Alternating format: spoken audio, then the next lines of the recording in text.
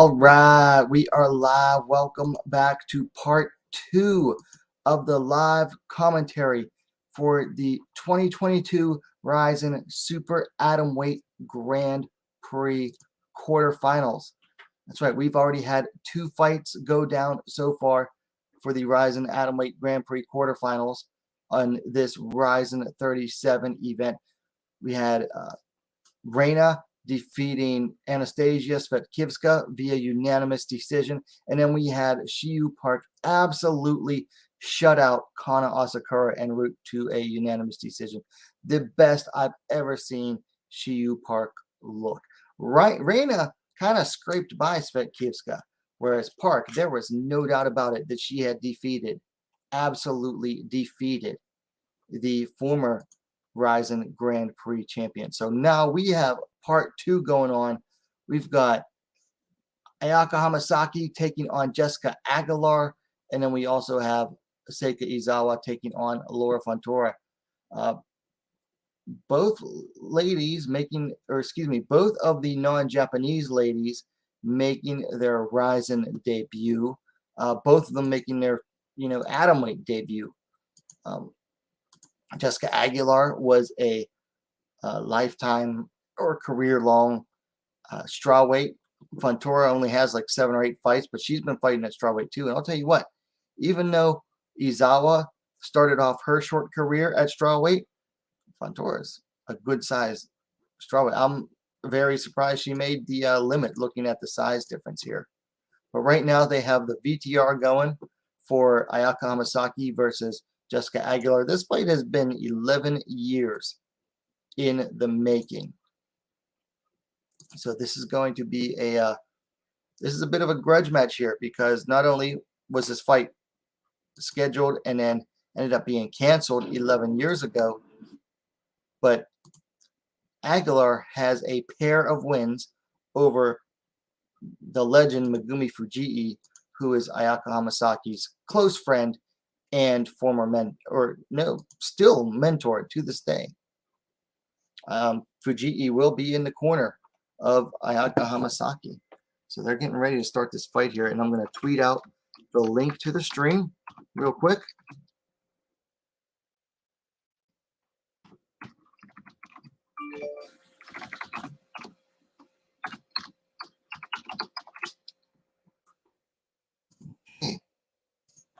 The link to the stream is tweeted out.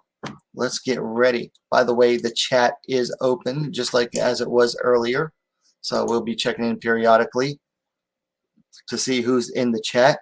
By the way, please hit that like button. It helps get the stream going through the algorithm. And we've got Jessica Aguilar making her way down the ramp to the ring. She's looking pretty hyped up here. Aguilar's been training, I believe, in Texas for this fight. She's left American Top Team, so not with her usual team or corners.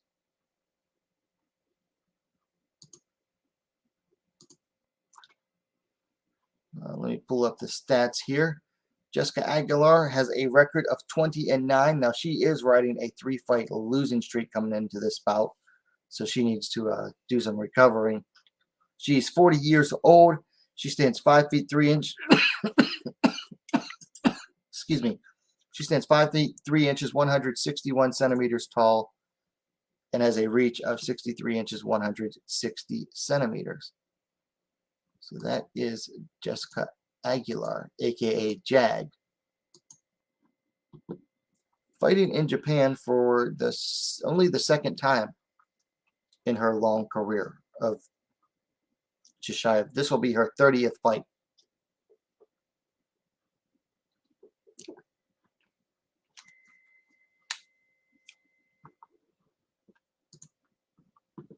Okay, Aguilar's getting her final checkups done, and she's getting ready to step into the ring. Not sure who that is in her corner. I know it's Manolo. What's his face from Team Hurricane Awesome and San Diego, 10th Planet San Diego.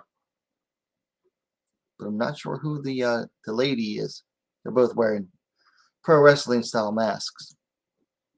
Okay, So Aguilar stepping into the ring, which means Ayaka Hamasaki is going to get ready to make her walkout in just a second. So we've got this bout, and then we have the main event after this. These bouts weren't scheduled to be the co-main and then main event, but we had some cancellations on this card, some unfortunate cancellations. So the ladies got to move up to the main event and the co-main event.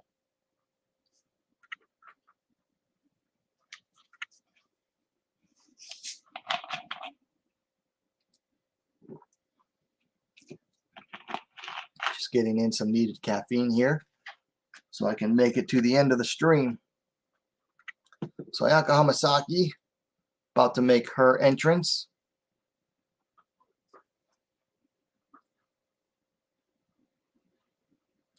And it's coming out, and her shirt says Ayaka still rules. So Hamasaki herself, she comes in with a record of 23-5, but she has lost her last 2 bouts. She lost to Seika Izawa on New Year's Eve in a non-championship bout, and then they rematched about 3 months ago for the title, and Asakura managed to beat Hamasaki again. The first fight, Izawa finished Hamasaki in the 2nd round, whereas in the second fight ended up going to decision.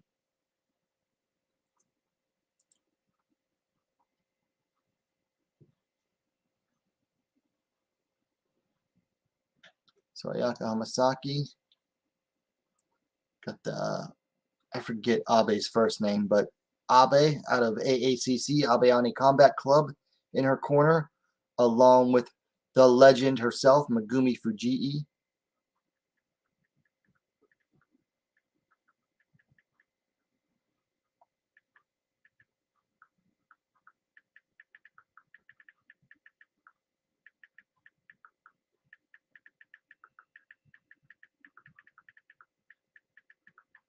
Just tweeting out about the fight.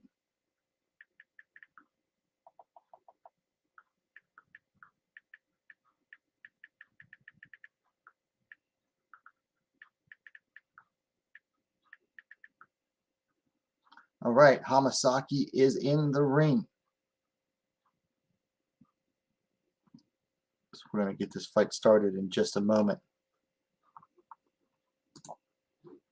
Just a reminder, the chat is open, everyone. So in case you got any comments, compliments, complaints, anything you want to say, feel free to say it in the chat. All right, so we got the tail of the tape. They're both 40 years old. Aguilar is taller by only 2 centimeters, and they both have roughly the same amount of experience.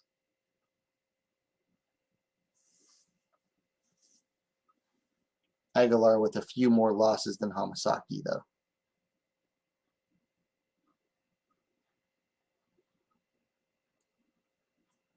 Looks like Shizuka, deep Jules fighter, flyweight Shizuka Sugiyama, and one of the commentary tables. Not the super skinny girl, the one they showed before that. All right, here we go. Don't forget to like and subscribe if you're new to the channel. Just friendly reminder. I know I said it earlier, but I'm going to remind you probably a couple times.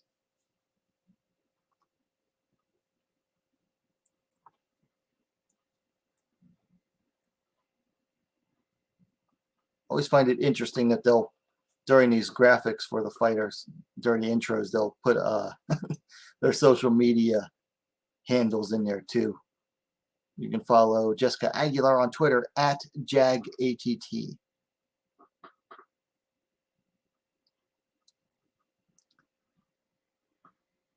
Here she is, the former World Series of Fighting strawweight champion, the only strawweight champion they had. Of course, World Series of Fighting turned into the Professional Fighters League, PFL, where Kayla Harrison rules supreme in the women's lightweight division. But we're not going to get into that. Right now, it is time for Aguilar versus Hamasaki. 11 years in the making. And both ladies coming into this fight needing a win, desperately needing a win here. If Aguilar loses, it's 4 straight losses. If Hamasaki loses, it is the first official losing streak of her career at 3 straight losses.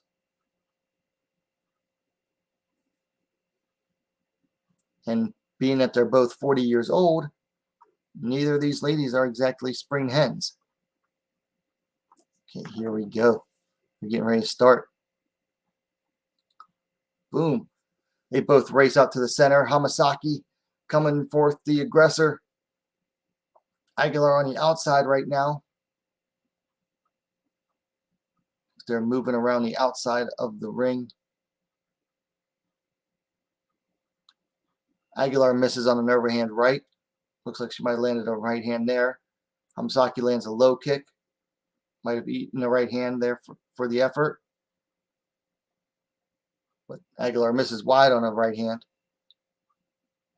Hamasaki shoots and gets an easy double leg takedown on Jag. Straight to half guard there. Jag trying to land some strikes on the bottom. Hamasaki moving up. They're in the blue corner right now, but Hamasaki firmly in the half guard of Jag.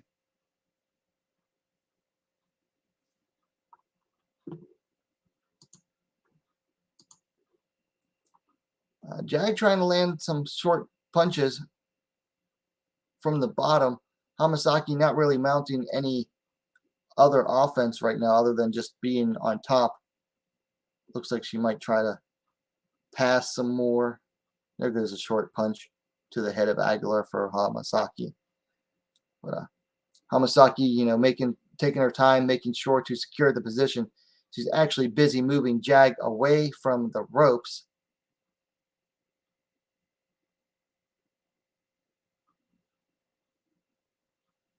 But Aguilar has the leg of Hamasaki trapped, so Hamasaki can't pass beyond half guard at the moment. There goes a punch from on top by Hamasaki. Looks like she's going to try to break free and posture up here, but Aguilar trying to hold her down, keep her broken down.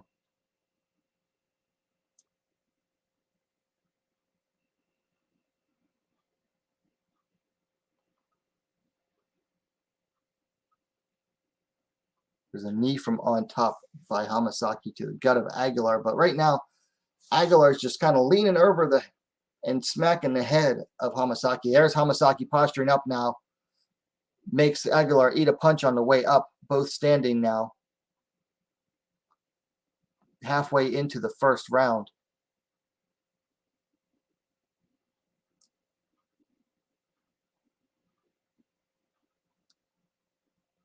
Left hand lands for Hamasaki, and she eats a punch in return.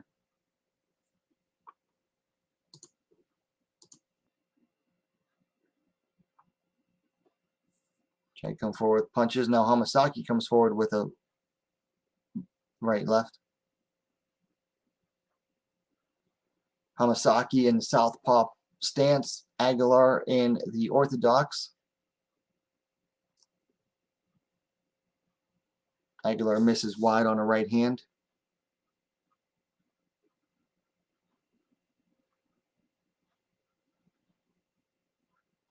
Aguilar coming forward, swinging and missing. Hamasaki lands a pair of punches.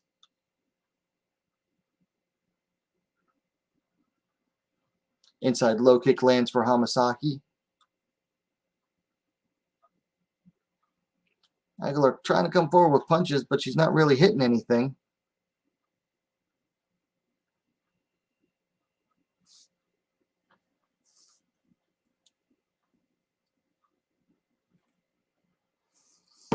Both fighters feinting a lot.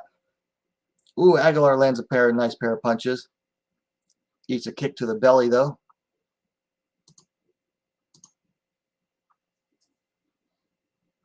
Ooh, another kick straight to the solar plexus of Aguilar. She's hurt. Hamasaki's unloading with the hands. Referee might stop this. Aguilar's trapped in the corner. Oh, she goes down. Hamasaki pounces on top. This could allow Aguilar to recover. She regains full guard and closes it. Hamasaki trying to land punches on top. That was a front kick straight up to the gut, right into the solar plexus there of Aguilar. And it had her hurt, but now she's going to get some time to recover. Got just over 20 seconds left in the first round. That was big for Hamasaki. Aguilar opens up the guard. She's landing some punches from bottom, but they're very short. She's mostly just trying to keep Hamasaki from posturing up and landing. Aguilar trying to get something here. Nope, and that is the end of the first round. So that was a big moment there for Hamasaki, landing that front kick right up the center.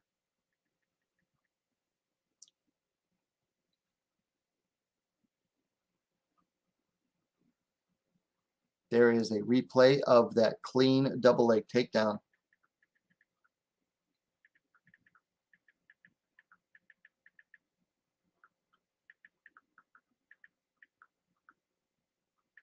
There's a replay of the kick right to the gut. Looks like toes might have even gone up underneath the sternum there. And then Hamasaki pounced.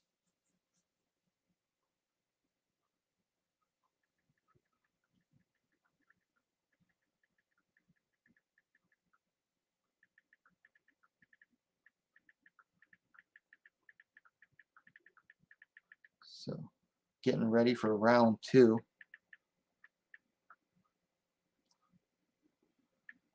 Both fighters looking scratched up here and a little worse for the wear. Aguilar kind of lucky to survive that first round. All right, round two. Hamasaki straight out across the ring.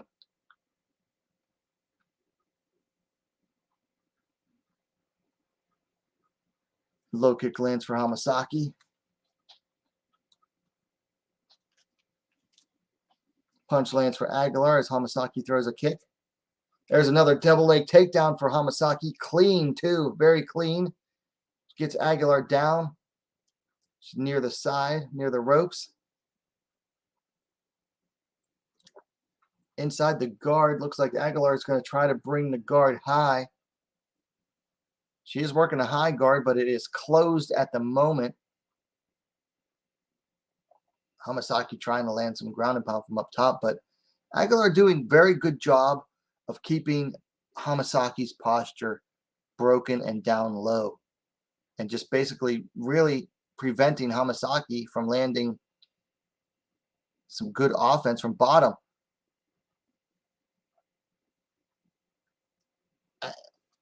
Aguilar with Hamasaki really trapped in the high guard now. Could possibly be about to work on a triangle. Now Hamasaki has both arms inside, but she is absolutely stuck right here and just eating short punches from the bottom by Jag. Ooh, some nice up kicks there by Jag. Hamasaki back on her feet. She might invite Jag back up, but just not yet.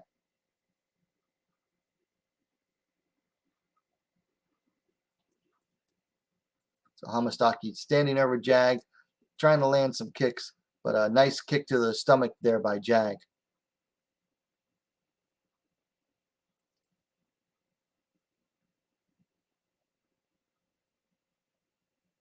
So Aguilar is on her back with 3 minutes left in the round.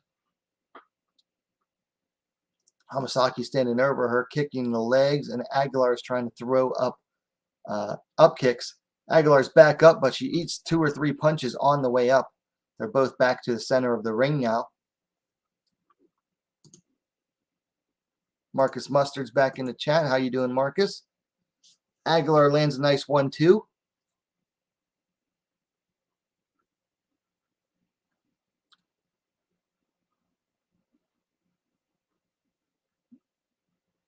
Hamasaki almost threw a kick up the center again. Aguilar wanted nothing to do with that.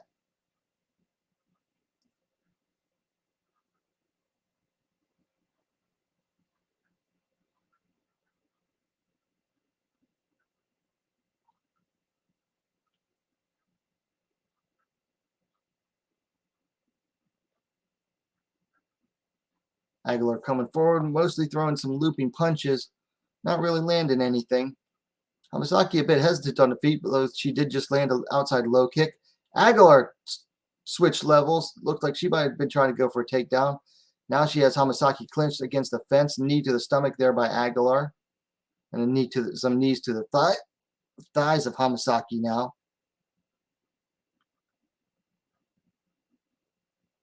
Looks like Hamasaki tried to trip her. Now Hamasaki's on the outside of the clinch. And Aguilar chases her off with some punches. That was a nice little bit of moment there by Aguilar.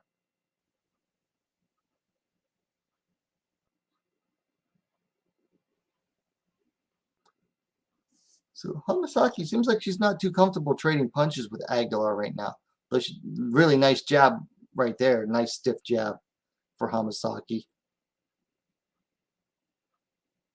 But it seems like because she had that early luck in the first round with that kick, that's what she wants to do. Hamasaki almost landed a knee there. Just under a minute left. Big right hand lands for Aguilar. Aguilar tries a right uppercut, but I don't think it made anything.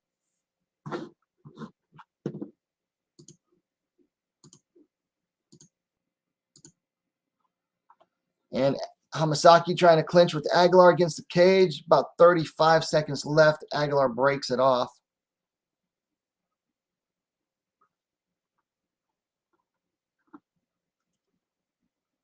Ooh.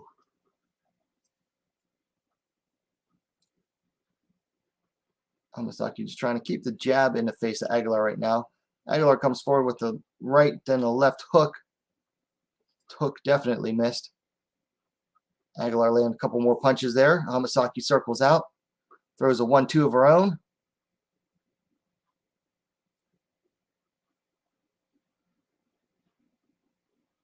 And that is the end of the second round.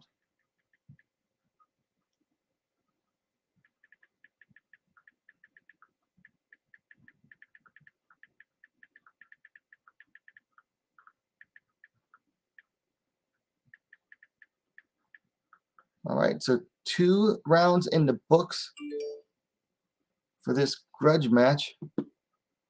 Seems like it might be going to the decision. Marcus Mustard says, I wish I was around to see the one-night tourneys from the good old days. Winner goes on multiple fights in one night. So there are still occasional one-night tournaments. Invicta has them. They're called the Phoenix Series. And Combate Global had a one-night women's tournament last August that was really good in the strawweight division. Marcus says, did you see any of those in the olden days? So I was around for Pride. I wasn't around for the UFC's tournaments, but I was around for the last couple of the Pride Grand Prix. And then I've watched all of Invicta's Phoenix Series tournaments. And Combate Global has their tournaments. They have an annual one called the Copa Combate. All right, start of the third round. Hamasaki circling around Aguilar, trying to come forward.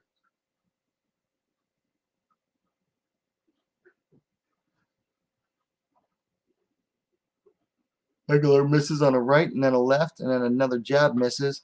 Low kick lands for Hamasaki.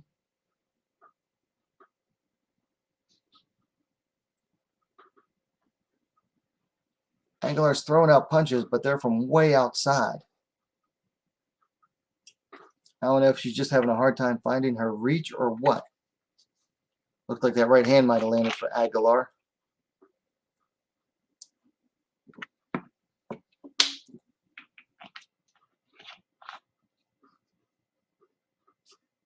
Right hand looked like it landed there for Aguilar.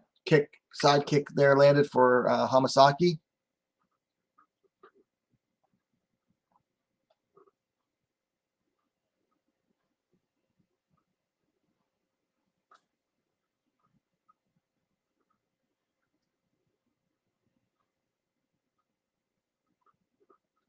Not a whole lot going on. Hamasaki goes for a double. Jag resists at first, but gets it pretty easily. So Hamasaki now in the half guard of Aguilar.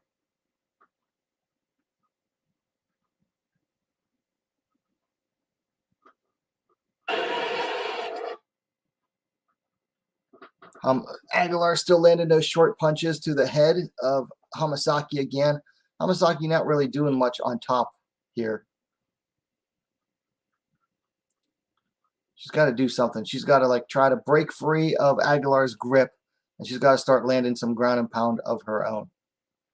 Because Aguilar has that leg trapped, and she's not going to pass. Well, honestly, Hamasaki has to lock on Aguilar's leg.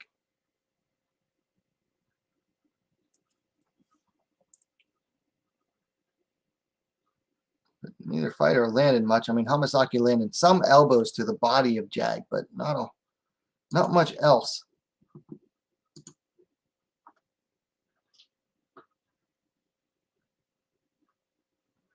Now Hamasaki's starting to land some punches to the face of Aguilar, which is trapped in the arm of Hamasaki.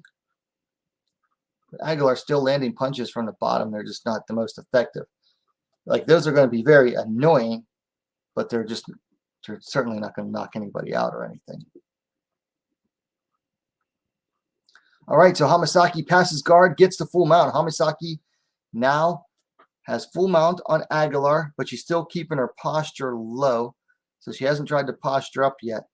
She's got about 1:50 left in this third round to get some more work done.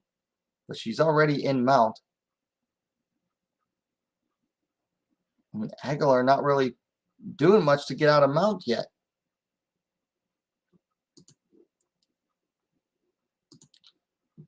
Yes, the oblique kick usually refers to like a push kick onto an opponent's knee. So both fighters landing short punches here. Hamasaki still in mount. Yeah, teep kick is a kick straight up the front, Marcus. So Hamasaki still mounted on Aguilar with 1 minute left. And Aguilar just not able to get out of mount, not really even able to try to mount, get a sweep or anything. And Hamasaki staying on top, and now she's trying to posture up a little bit, landed an elbow there, trying to land some more punches. Hamasaki's got 40 seconds to go for a finish here. We'll see if she can get it done.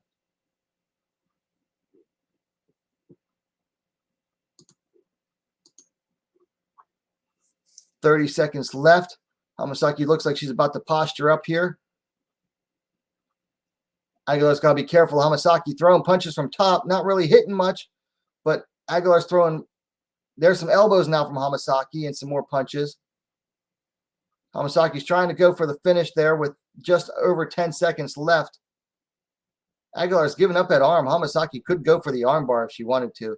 I mean, Aguilar's giving up his arms, but she's trying to get that ground and pound finish.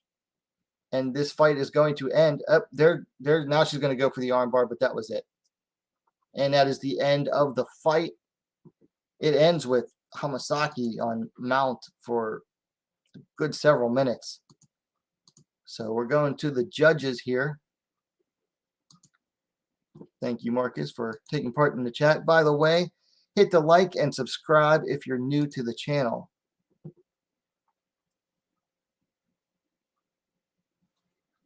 So now we are going to wait on the judge's official decision. Showing a replay of that takedown by Hamasaki in the third.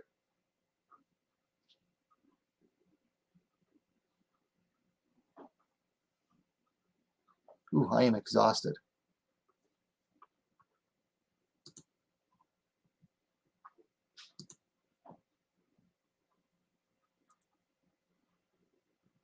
Still waiting for the official decision. But I think it's pretty obvious it's going to be Ayaka Hamasaki moving on.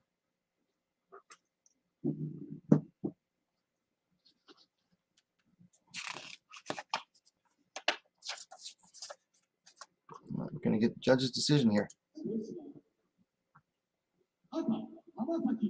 Hamasaki.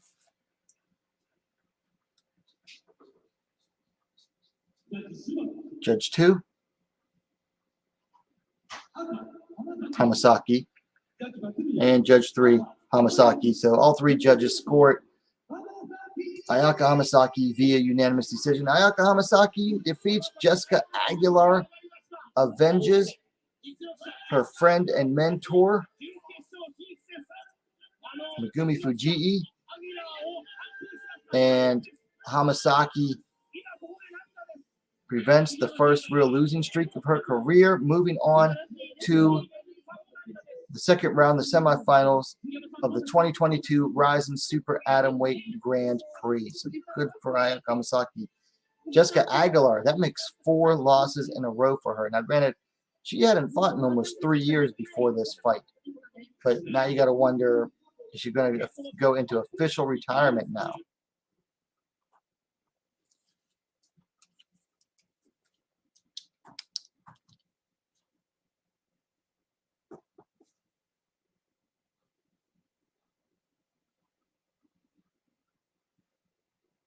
There's Shizuka Sugiyama on the commentary there, a Deep Jewels flyweight fighter.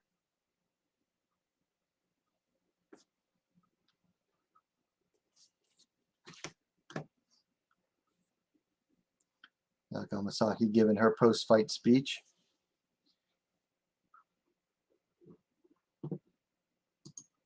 So now we'll move on to the main event. Seika Izawa taking on Brazil's Laura Fontoura. Fontora is the Palace Athena Women's FC strawweight champion.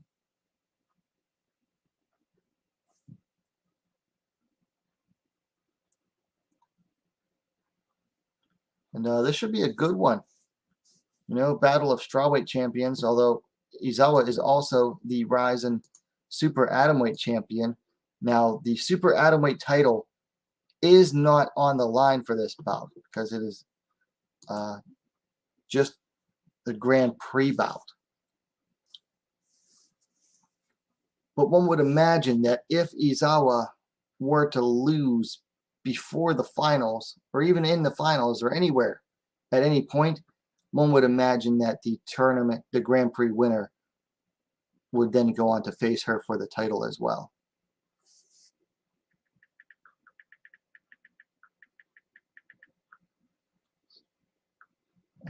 Jessica decision. RIZIN 37, hashtag WMMA.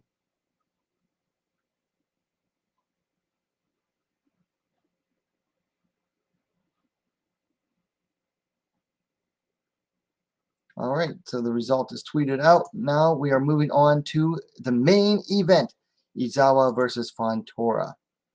And of course, we get a nice little video package before that.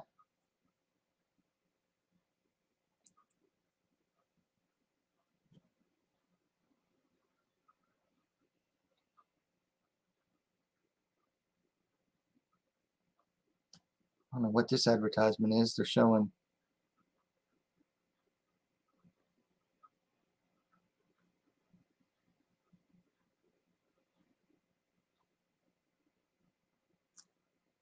Right, so we're getting the video package, the pre-fight video package. We're talking about Izawa. She's the RIZIN Super Atomweight champion. Seika Izawa only turned pro in 2020. So she is 6-0 in a pro, as a pro. The Super Atomweight champion, defeated Ayaka Hamasaki twice. She only started MMA in 2020. Like, she only started training and then took fights. So she's very young in her career. Now she's 20, I want to say 24 years old. She's 24, almost 20, closing in on 25. But she was very high level judoka. Went to college basically for judo. But the judo tournaments dried up in 2020, and she was able to train at an MMA gym and decided to start taking fights. And she's that good already.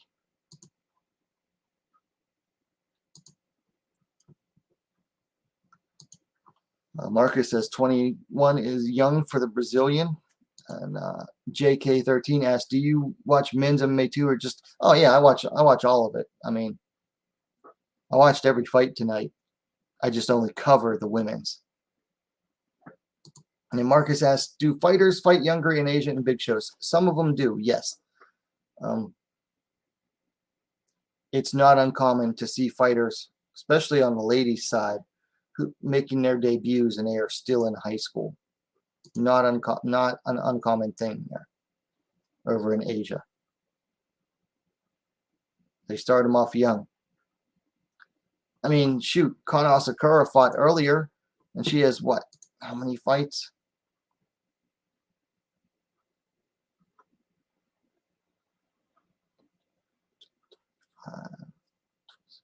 Kana Asakura has like 25, 26 fights, and she's only 24 years old. So, yeah, they definitely start them a little bit.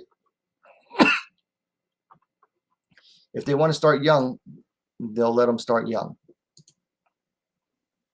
Marcus says, "I only watched the prelims on ESPN Plus. I didn't buy the pay-per-view." Well, I mean, I don't necessarily blame you for not buying a pay-per-view. It wasn't exactly the most stacked card. Plus, they're expensive. I get it.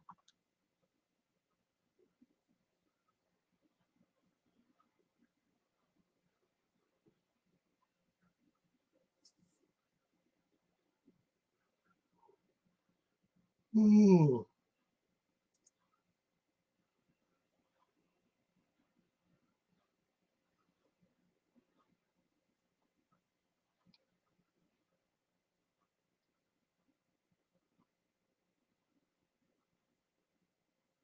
Okay. So Laura Fontoura should be making her way out to the ring now.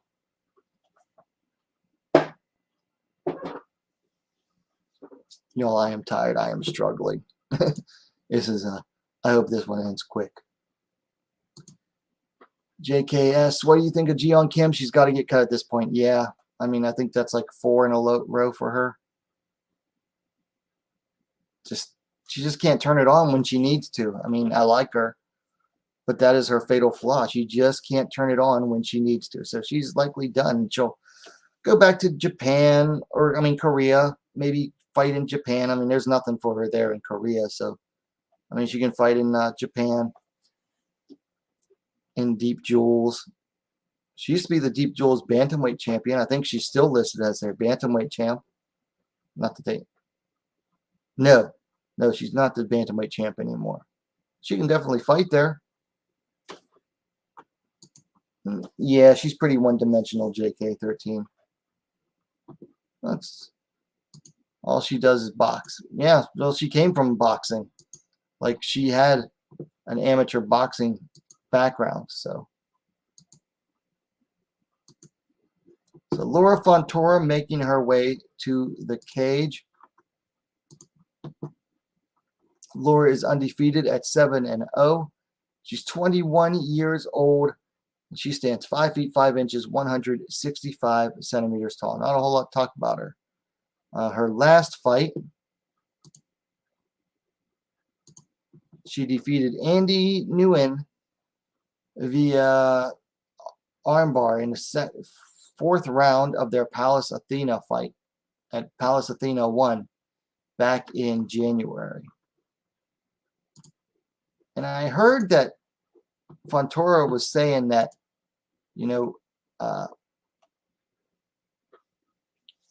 Andy Nguyen, like, she was going life and death with Andy. I remember watching the event, but I don't really remember the end of that fight. But I'll tell you what, if you're going like life or death with Andy Nguyen, you might be in trouble against Izawa. Might.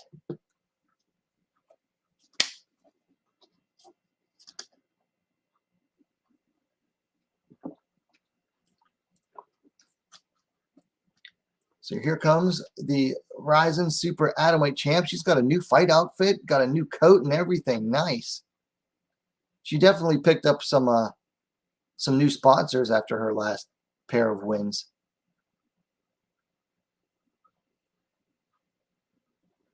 That is a nice coat. It's got a tiger head on the back. That is awesome.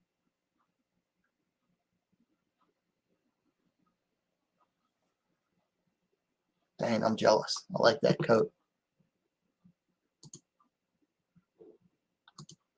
Marcus asks, I watched the Andy the Crazy Union on a King of the Cage card back in 2015. Wow. That was a while ago. Yeah, Andy's been fighting for a while. And JK13 asks, is MILF Yamamoto still fighting in RIZIN? As far as I know, yeah. I mean, she just fought at the last event, RIZIN 36, down there in Okinawa. She dropped a, who did she fight? I can't remember.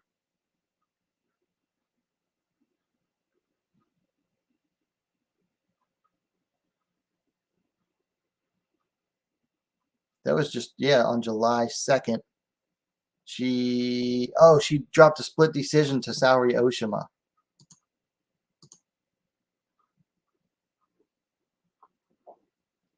So Seika Izawa is not in the ring just yet. She's about to, just getting the Vaseline applied. And then she'll get in the ring. JK13 says, I love RIZIN, but they got to make championship fights 5 rounds and stop lacking.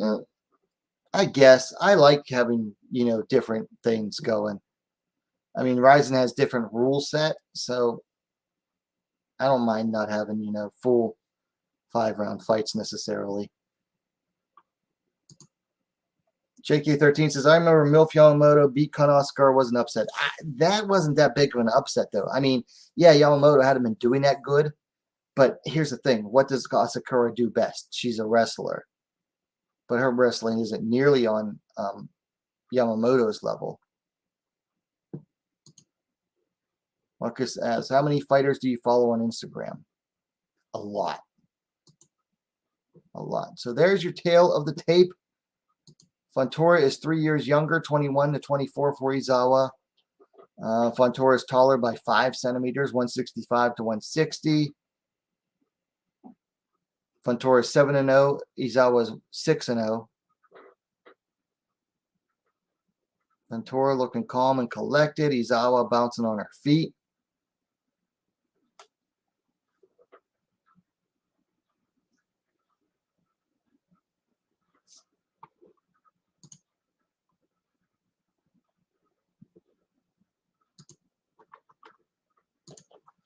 Let me see. Okay.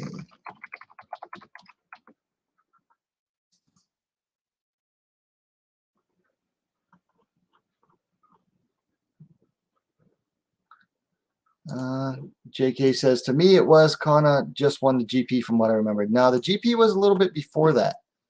So Asakura beat Reina the first time at the final Grand Prix finals in December of 2017. She didn't fight Yamamoto until June of 2019. And she had already lost to Hamasaki 2 fights before that, the first time they fought each other.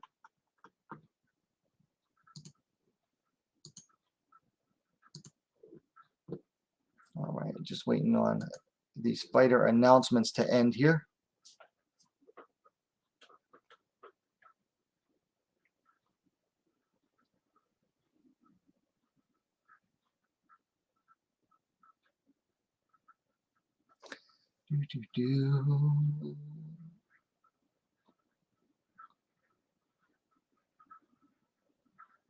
See, now I'm curious what Volency Act is. On the bottom of her top, Izawa has Volency Act. Now I'm curious what it is because it's the only English thing on her top. Or the only English sponsor name. So now I'm curious. Fontora has no sponsors on her outfit. Just plain black Valetudo style shorts, like tight shorts, and plain black top.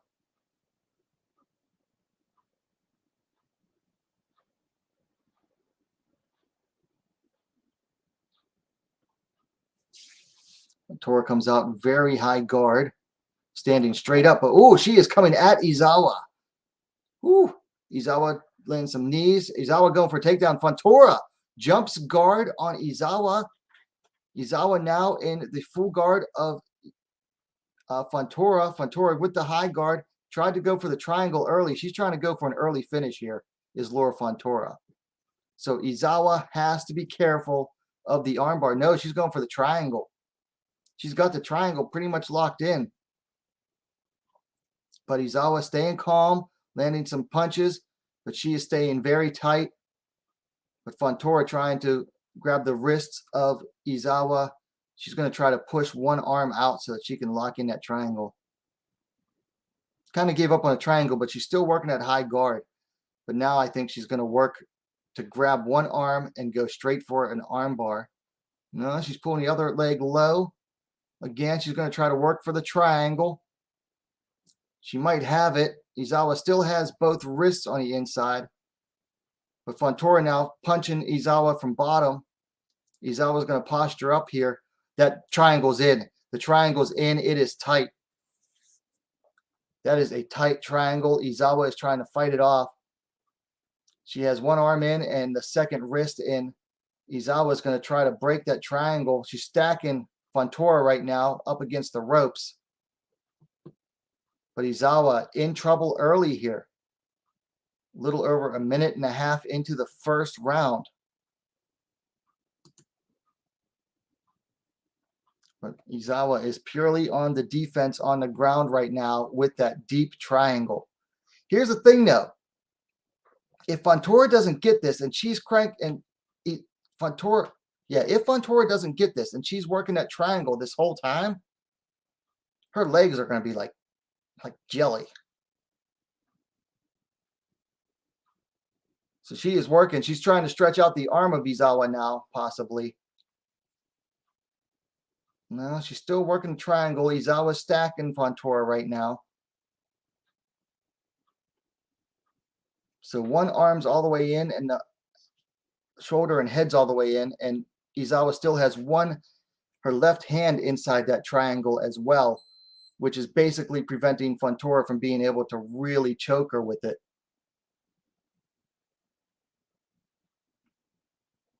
And that, a little bit of adjustment just allowed Fontora to really tighten the triangle up now. And Fontora landed some punches from the bottom to the head of Izawa.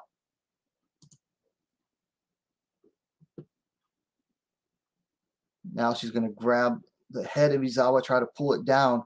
2 minutes left in this round. Izawa has to survive this triangle, either escape or survive this triangle for 2 minutes. Fontora just tried to grab the rope there. Referee stopped it.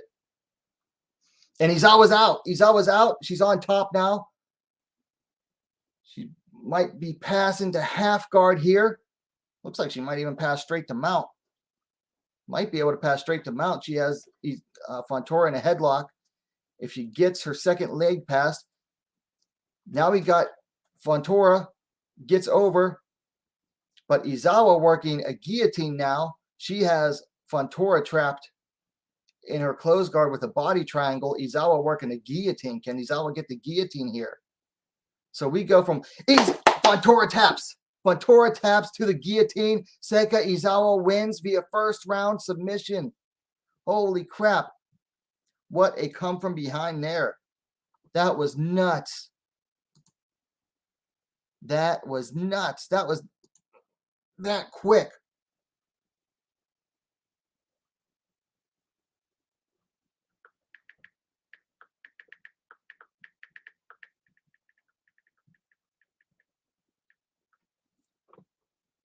So Seika Izawa stays in the tournament, moves on to the second round of the Grand Prix.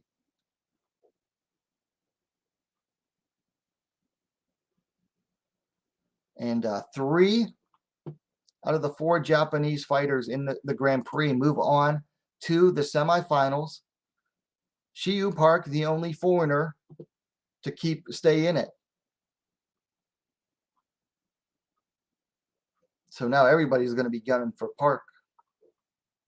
Although everybody's also gunning for Izawa because they want to be able to say that they're the one to beat her in the Grand Prix. Wow. That was a fast turnaround. Watch, here we go. Izawa slips out, lands a couple punches, goes back into the guard, but immediately gets one leg over and then slowly works the other over. And Fontora grabs the guillotine. Fontora kind of rolls with it, gets on top, but she's got her head locked in the guillotine. She's trying to fight it off, but it is tight. And Fontora taps out. What a great comeback for Seika Izawa.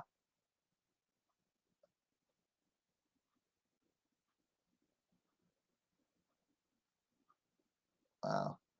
So there's Seika with both of her championship belts, the Deep Jewel Strawweight belt and the RIZIN Super Atomweight Championship.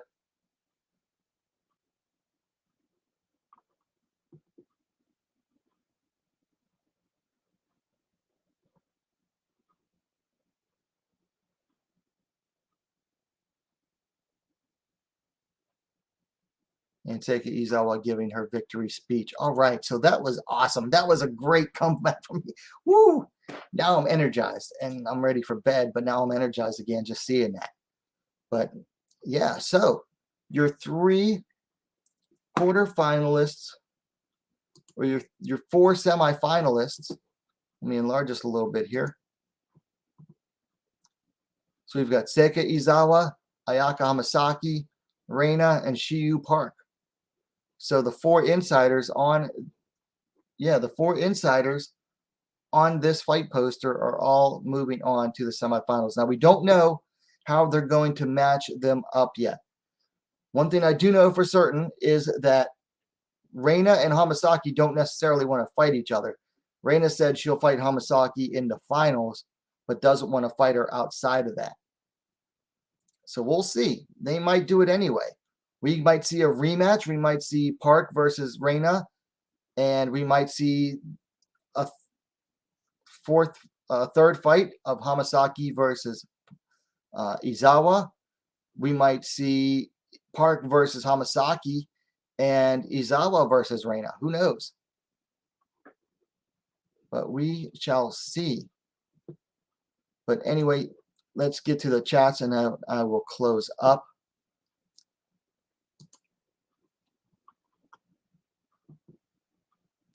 Marcus says Brazilians are beasts in MMA, period. True. JK13 says, man, that was a nice guillotine choke. Fontora came in, though. Yeah. Marcus Mustard says, wow. JK13 says, Izawa should defend her belt while being in a tournament. Just how Bellator Grand Prix. I agree. I like that Bellator does that, in that the belt is defended during the Grand Prix. However, one thing I don't like about that is that Bellator then makes every Grand Prix bout 5 rounds, and they don't need to be. Thinks it's better like that. Marcus says, sounds like a crazy first round. It was pretty crazy. What content do you have coming out this week? Any UFC previews? So what's going on this week exactly?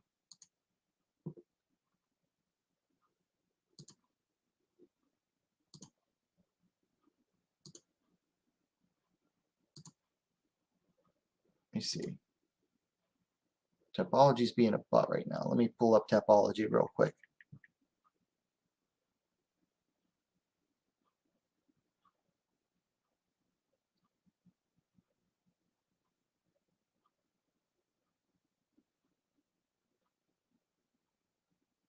So Contender Series is Tuesday, but there's no ladies fights. PFL is on Friday.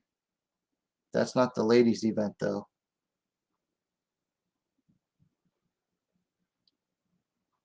I don't have my calendar with me. LFA's Friday. Let's see what they got.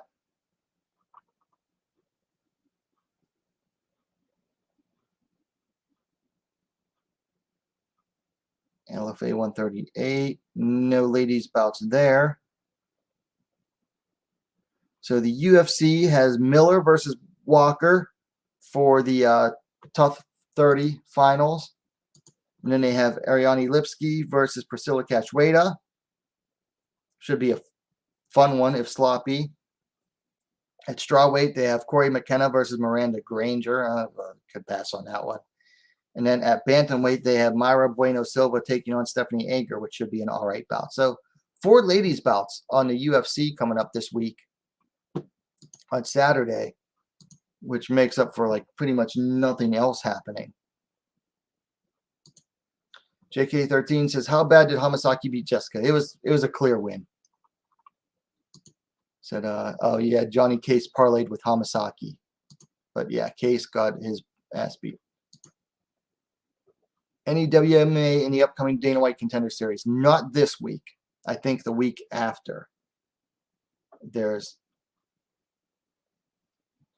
on the 9th. Let me see. Yeah, so on the 9th, there's Sandra Lovato versus Karolina Wojcik at strawweight. That's a fight I'm looking forward to. Karolina Wojcik. Then Bellator 284 on the 12th has Alima Lane McFarland versus Bruna Ellen and Deanna Bennett versus Justine Kish. So the brother man in the chat, does Izawa being a crybaby annoys me? Yeah, she cries a bit. How old is Karen Date, by the way? Karen she's young. I'm not sure her exact age. She's 18. She turns 19 in September. Marcus says, oh, I see McKenna and Granger was the one I was thinking about. The brother man is not happy with Izawa's crying. And yeah, JK13 says she's just happy, bro. Let her have tears of joy. And Marcus Mustard has a smiley face. Okay, so we've got the 4 finalists. We have Izawa, Hamasaki, Park, and Reina. Now we just got to find out how RIZIN is going to match them up. So that's it for the event. That is it for me. I'm going to go to bed. Well, I'm going to make a couple of shorts videos real quick, giving the results, and then I'm going to go to bed. I'm beat. And then I'll try to get up in like, what, 4 or 5 hours and start working on some review videos and do some yard work. So thank you to everyone who watched. Don't forget to hit that like button, share it, and if you haven't yet, go ahead and subscribe to WMMA Now, the best, most complete women's mixed martial arts dedicated platform on YouTube. Thanks for watching. We'll see you next time.